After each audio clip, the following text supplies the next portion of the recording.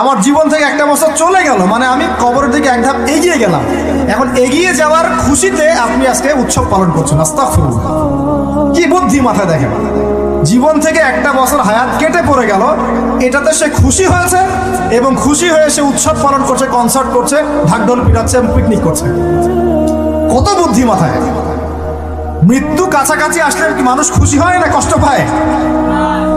মৃত্যু কাছাকাছি আসলে মানুষ কি খুশি হবে নাকি আরো চিন্তা করবে, হায় আফসোস, এক বছর যদি আরো ভালো কাজ করতে পারতাম আরো ভালো হতো? কোনটা বলেন? আফসোস হবে না? অবশ্যই হবে।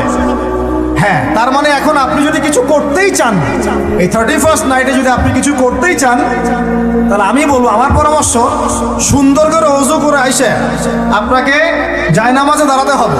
দাঁড়ায় 2 রাকাত নামাজ পড়ে চিন্তা করবেন, আল্লাহ, এক বছর যে চলে গেল, আমি এই গত বছরে কি করলাম? দিনের জন্য কি করলাম? দুনিয়ার জন্য কি করলাম?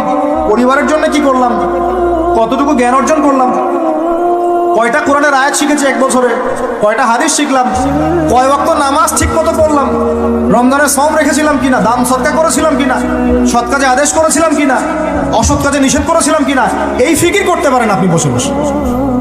যদি করতেই হয় কিছু, তাহলে এটা করতে হবে।